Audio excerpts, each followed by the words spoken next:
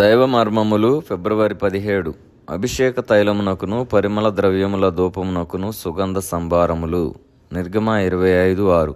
అభిషేక తైలమునకు ప్రత్యేకమైన సుగంధ ద్రవ్యములు వాడబడినవి. నిర్గమ 30:22 చదువుదుము. ఈ తైలము పరిశుద్ధాలయములోని పరిశుద్ధాలయములో సేవ చేయవారి నిమిత్తము మాత్రమే వాడవలను. మరి ఏ ఇతర ఉద్దేశమునకును దానిని వాడకూడదు.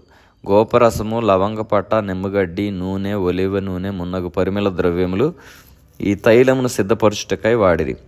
పరమగీతము 4:12-16 వచనములో సంగము పరిమళ వృక్షములు గల జటామాంసి, నిమ్మగడ్డి మొదలగు పరిమళ తైల వృక్షములన్నీ ఒకే ఉద్యానవనమందు మొలచుచున్నవి అని ఊహించుము.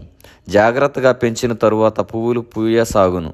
ఉత్తర దక్షిణ వాయువులు వీచుటకు ఆరంభించగా ఈ సుగంధముల పుష్పములు పరిమళములు వనమంతటను వ్యాపించును. ఈ సువాసన వనమందు తిరుగుచున్న వారికి మహానందము కలిగించును.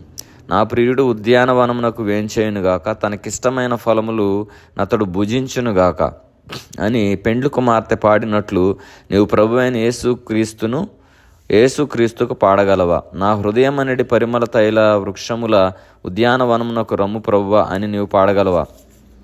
దేవుని మహిమపరచునట్టి జీవితము జీవించని ఎడల నీలో నుండి ఏ పరిమళ తైల ద్రవ్యములు సువాసనయు ఆయనకు వీచదు. అయితే ఆయన సంతోషపరచునట్టి జీవితము నీవు జీవించిన ఎడల నీ హృదయము ఆయనకు ఆనందము కలిగించును. 1 కొరింథీ 3:9 మనము దేవుని వ్యవసాయము, దేవుని తోట అని వ్రాయబడినది. మనము దేవునికి క్రీస్తు సువాసన అయి ఉన్నామని వ్రాయబడి ఉన్నది. మన ప్రభువైన యేసుక్రీస్తు మన హృదయములనిడి తన ఉద్యానవనముల యందు విహరించినప్పుడు మన జీవితంలోని పరిమళ ద్రవ్య సువాసనలను ఆయన తృప్తిపరచను. కాబట్టి మనము కూడా మన యొక్క హృదయముల ద్వారా, మన యొక్క జీవితముల ద్వారా పరిమళ సువాసనలు వెదజల్లాలని దేవుని ఆశ ఉన్నది. అటువంటి జీవితము కలిగి మన ద్వారా అనేకులు ఈ పరిమళ ద్రవ్య సువాసనలు సంఘంలో మన ద్వారా వ్యాపించినట్లు, దాని ద్వారా దేవునికి మహిమ కలుగునట్లు ప్రతి ఒక్కరికి దేవుడు అటువంటి జీవితం దయచేయునుగాక. ఆమెన్.